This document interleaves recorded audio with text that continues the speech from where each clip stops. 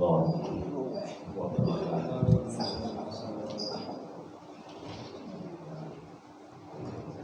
Alhamdulillah rabbil alamin.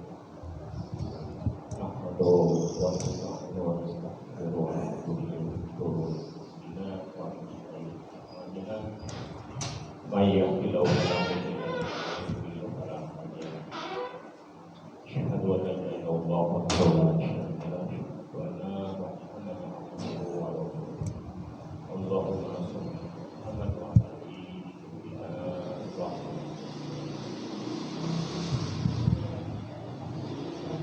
Yang sama-sama kita hormati ketua DKI Arok dan para acara tersebut, para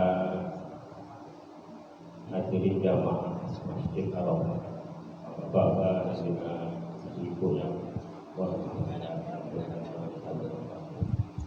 marilah kita sama-sama menjadikan puji syukur kepada Allah yang selalu rahmat dan karunia serta yang berbuat, sehingga pada kesempatan kali kita alhamdulillah dimudahkan oleh Allah Subhanahu wa taala di tempat yang mulia ini dengan bersama-sama melaksanakan sholat subuh dengan semoga Allah memberikan istiqomah kepada kita, semoga Allah memberikan hidayah pada saudara-saudara kita yang lain yang barangkali punya niat ini berlanjut bersama apalagi dalam bulan puasa.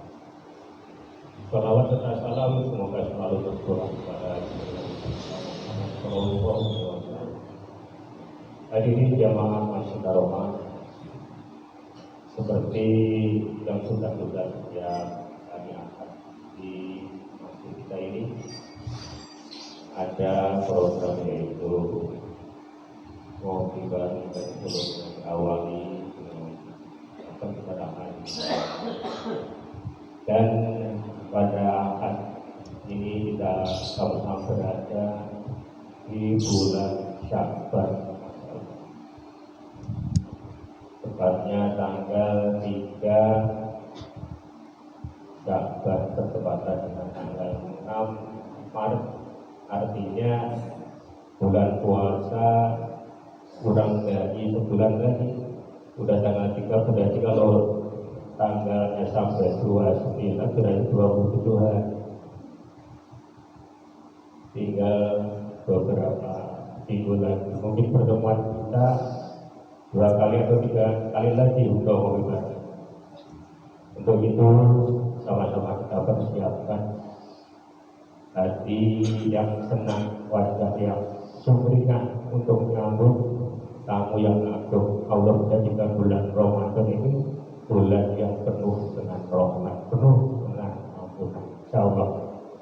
Untuk menjaga waktu, marilah kita sama-sama buka dengan surat Al-Fatihah. Ala hadiyah wa ala kulliyatin sholihah ala Fatihah.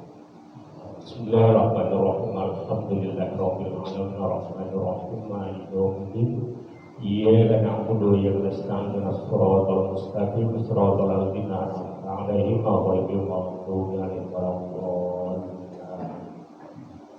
Untuk pada ini yang akan memberikan pencerahan rohani yaitu Ustaz Ahmad Firyan.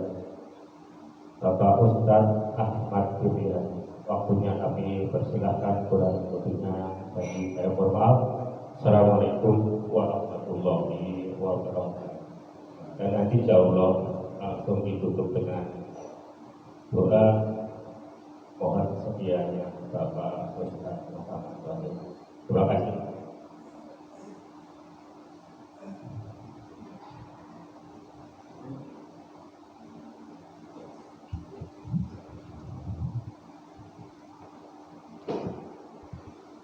Ya Rabbi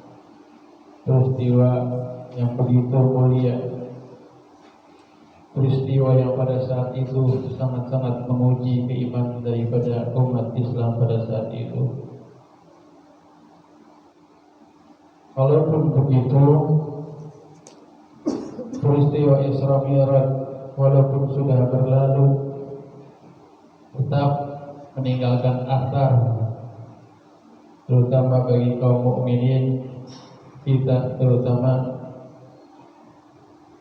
yang selalu menjaga sholat 5 waktu. Karena poin penting dari peristiwa tersebut adalah turunnya perintah Allah Subhanahu wa taala, yakni menjalankan sholat 5 waktu. Datanglah sekarang bulan Sya'ban yang sama-sama kita muliakan. Kenapa dinamai dengan bulan Sya'ban? Li'annahu yusaibu minhu khairan katsiran. Karena di bulan Sya'ban banyak sekali bertebaran kebaikan-kebaikan. Di bulan Sya'ban banyak sekali kebaikan-kebaikan yang patut dan harus kita petik untuk kita mempersiapkan daripada bulan Ramadan. Bapak Ibu yang dirahmati Allah, sebagaimana yang telah saya sebutkan tadi, bahwa bulan Rajab meninggalkan asar, terutama dari peristiwa Isra Mi'rajnya Nabi besar Muhammad sallallahu alaihi wasallam, yaitu salat 5 waktu. Di dalam kitab Qissatul Mi'raj karya Najmuddin Al-Ghaithi, kemudian disyarah oleh Imam Ahmad bin Muhammad Dardir, bahwa di situ diceritakan terjadi dalam peristiwa Isra Mi'raj tersebut, Nabi Muhammad mengunjungi setidaknya 5 tempat, 5 tanah suci, 5 tanah bersejarah dalam umat Islam yang Nabi Muhammad kunjungi, dan setiap singgah di tanah tersebut Nabi Muhammad sholat 2 rakaat.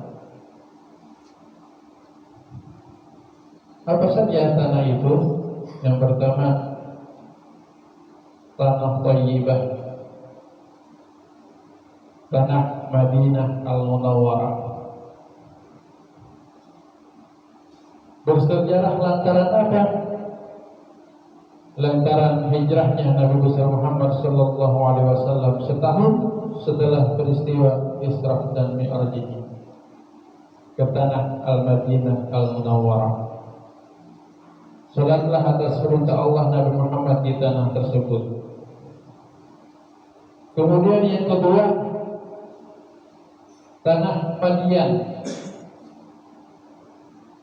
di mana pada waktu zaman Nabi Musa alaihissalam, Nabi Musa pernah singgah di Madian, beristirahat di bawah sebuah pohon dari kejaran tentara-tentara dan raja Fir'aun yang mengejar pada saat itu. Singgahlah Nabi Muhammad di tanah Madian, kemudian sholat 2 rakaat persis di dekat sebuah pohon yang dulu Nabi Musa pernah singgah di situ. Yang ketiga, tanah Tursina, Bukit Tursina atau Bukit Sinai, di mana pada saat itu Nabi Musa pernah berkalam-kalam kepada Allah Subhanahu wa taala. Wa kallamallahu Musa taklima. Allah membuka tabir pendengaran Nabi Musa alaihissalam, sehingga Nabi Musa dengan kekuasaan Allah Subhanahu wa taala bisa mendengarkan kalam Allah. Kemudian yang keempat, tanah Bethlehem atau tanah Baitul Lahmi. Disitulah tempat Nabi Isa alaihissalam dilahirkan. Kemudian yang kelima, tanah Baitul Maqdis Palestina, tanah Masjidil Haram. Disitulah kiblat pertama umat Islam. Bapak Ibu yang dirahmati Allah, perjalanan Nabi Muhammad sallallahu alaihi wasallam dari tanah Bethlehem atau ke kota kelahiran Nabi Isa menuju Baitul Maqdis, Palestina, itu Nabi Muhammad menjumpai 17 kejadian yang ia alami dan ia rasakan dan ia lihat sendiri. 17 peristiwa Nabi Muhammad alami sendiri dari perjalanan Bethlehem menuju Baitul Maqdis, Palestina. Maka tidak mungkin saya ceritakan satu persatu 17 itu. Dari 17 peristiwa itu ada satu peristiwa yang sangat masyhur di telinga kita, yang sering kita dengar, ya, yaitu peristiwa ketika Nabi Muhammad sallallahu alaihi wasallam dipanggil oleh seorang nenek-nenek tua, nenek-nenek yang sudah tua, ya.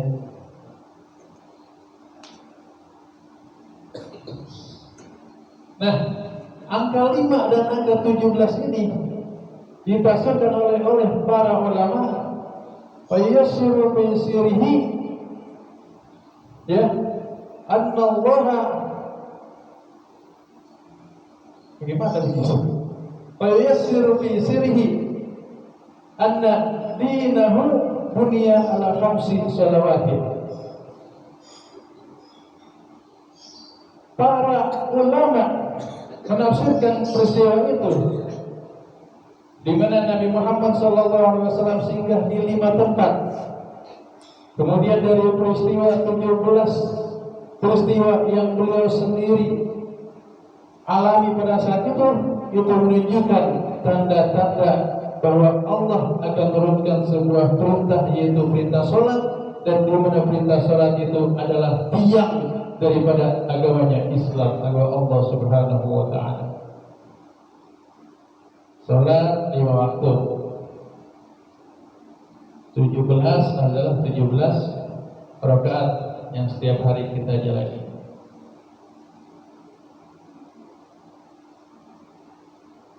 Nah, dari 17 itu ada satu peristiwa yang sangat fenomenal yang sering kita dengar, yaitu ketika Nabi Muhammad dipanggil oleh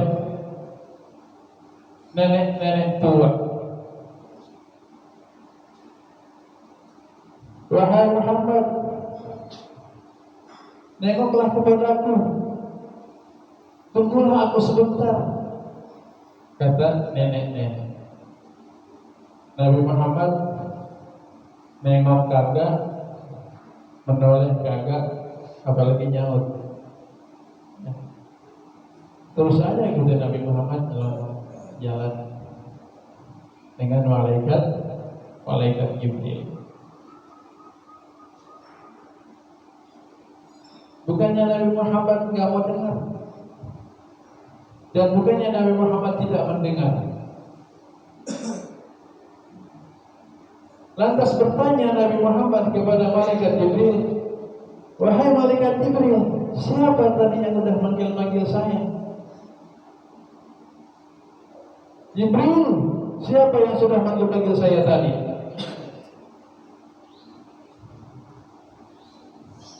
Kata Jibril, la yabqa fi umri hadhihi dunya illa ma yabqa fi umri hadhil ajuz. Wahai Muhammad, ketahuilah, nenek-nenek tadi adalah gambaran dunia. Setua dunia, setua nenek-nenek, setua itulah dunia. Selemah nenek-nenek itu, selemah itulah dunia.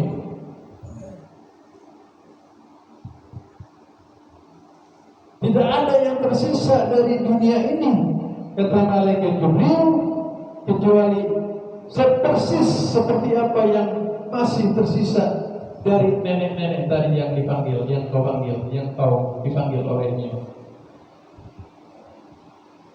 Itu beberapa abad yang lalu. Malaikat Jibril sudah menggambarkan kepada kita, kepada Nabi Muhammad SAW, betapa tua rentannya dunia pada saat itu. Bagaimana dengan sekarang? Lantas, kenapa Allah memberikan isyarat nenek-nenek sebagai gambaran daripada dunia yang sudah tua? Kata ulama, ada 4 karakteristik, 4 sifat yang dimiliki oleh nenek-nenek. Ya, nek. Ada 4 sifat yang dimiliki oleh nenek-nenek. Yang pertama, nenek-nenek yang namanya muda tua punya sifat pikun, iya, pelupa, pikun, mau nyisir, cari dulu sisir gua di mana ya, ya. Kadang-kadang lupa, kalau udah sangat tua sekali lupa, gua udah sholat apa belum? Udah sholat dia sholat lagi, udah wudhu dia wudhu lagi. Saking lupanya, saking pikunnya nenek-nenek.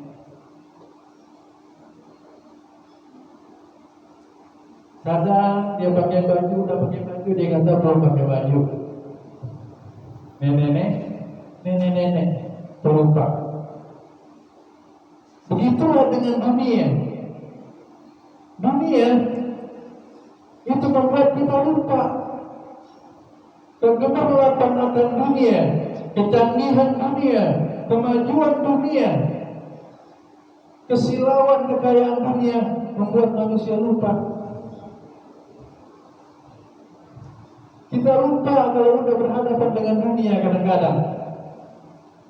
Kita lupa waktu kalau sudah berhadapan dengan dunia. Lupa Allah, lupa sholat, lupa bersedekah kalau kita sudah berhadapan dengan dunia. Nanti mah kalau udah punya duit banyak, aku pasti sedekah. Dikasih duit banyak, rezeki banyak ke Allah Subhanahu Wa Taala. Lupa dia sama sedekahnya, lupa dia sama ucapannya.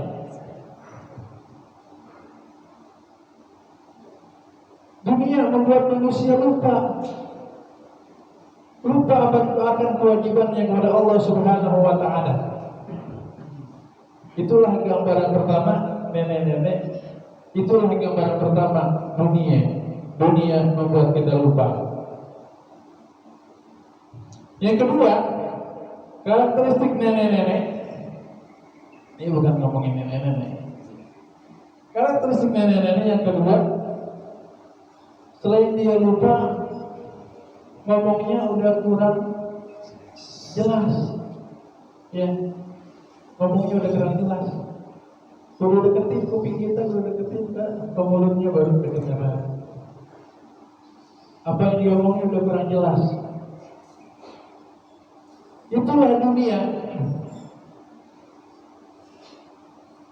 Kadang-kadang dunia membuat kita menyamarkan segala sesuatu yang sudah jelas.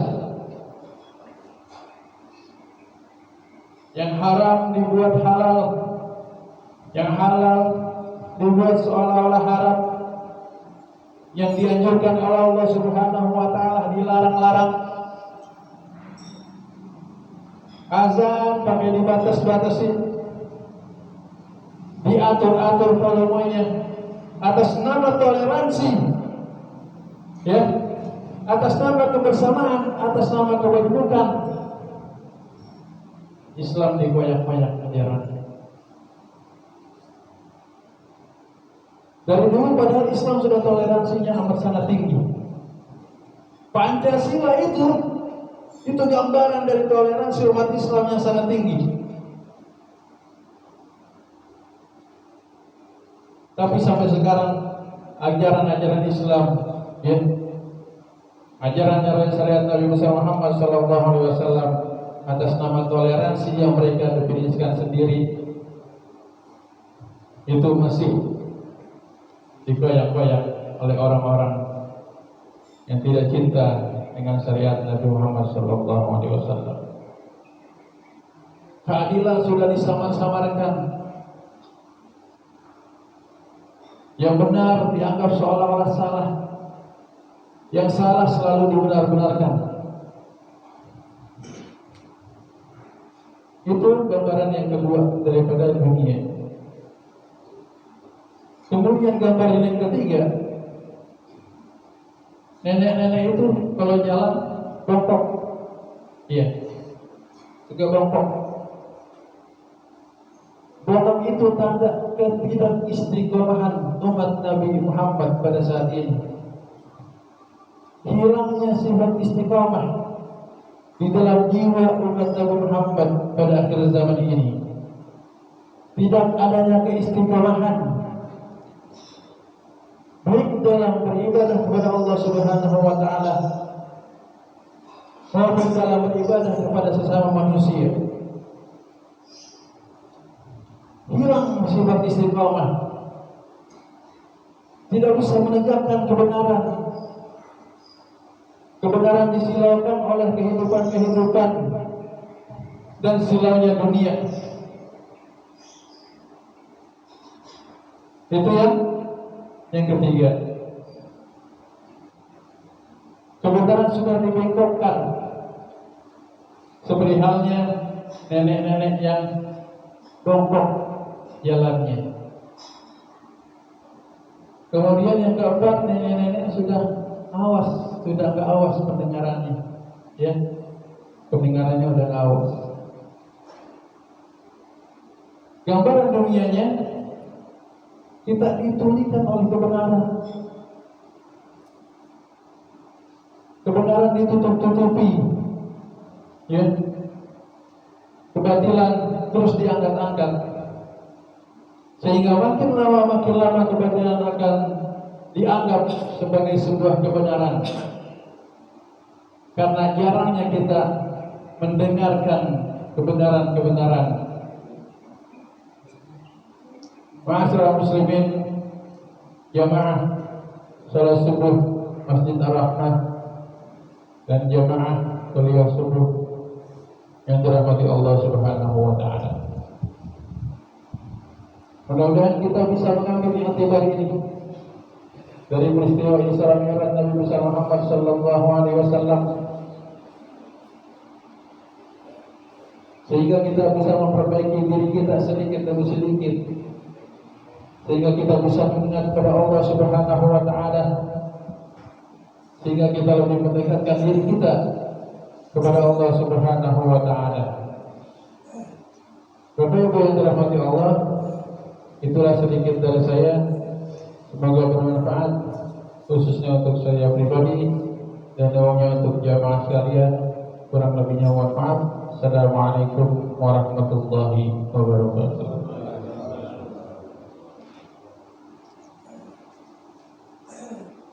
Jemaah sekalian, lakukan dengan bersama-sama manfaat rohani. Mudah-mudahan bermanfaat bagi kita semuanya.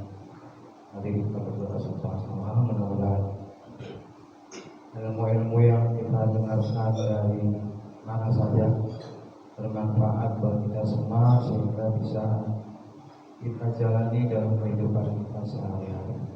Al-Fatihah. Bismillahirrahmanirrahim. Alhamdulillah rabbil alamin arrahmanir rahim maliki yaumiddin.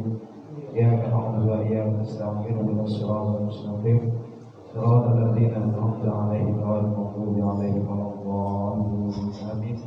Allahumma bihaqqil Fatihah bisyarril Fatihah wa bi Fatihah ya farija hamdi ya mushibal ghammi ya min li'abdi ya firham ya dafi'al bala ya Allah ya dafi'al bala ya Rahman ya dafi'al bala ya Rahim. Allahumma anfa'na bima 'allamtana wa 'allimna ma yanfa'una warzuqna 'uluman tanfa'una fid dini wad dunya wal akhirah. Allahumma inna na'udzubika min 'ilmin la yanfa' wa qalbin la yakhsha wa 'amalin la yarfa' wa du'a'in la yusma'. Allahumma ja'alna wa auladana wa zawjatina wa dhurriyyatina wa جماعتنا هذا من أهل العلم النافع والعمل الخير ولا تجعلنا وإياهم من أهل الشر والضير دعواهم بها سبحانك اللهم وتحياتهم بها السلام وآخر دعواهم أن الحمد لله رب العالمين. Ya Pak, kita silakan bareng ke depan.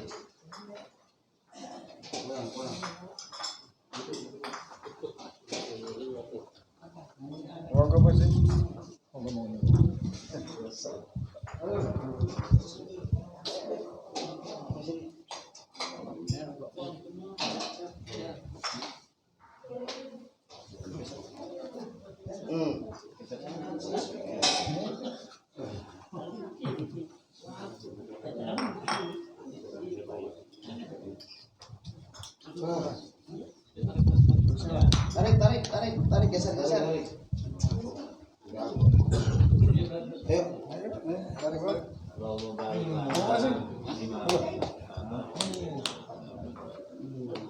Udah dapat semua ya? Kurang nggak Pak?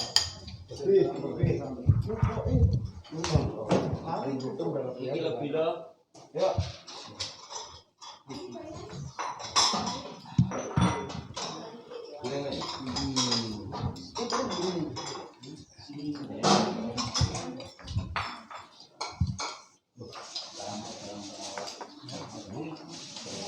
Ayo beli.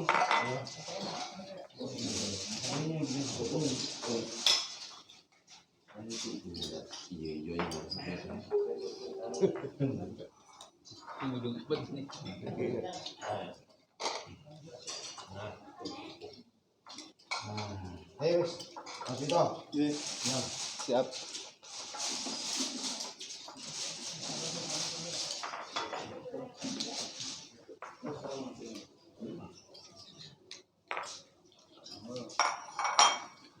Tahu saya scroll.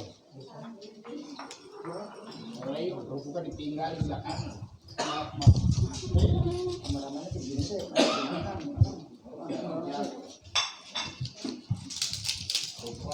Lagi.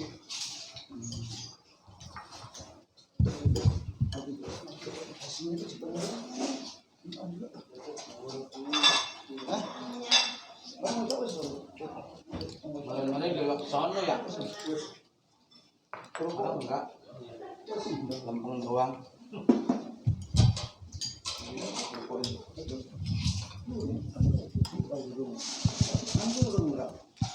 Arab turun.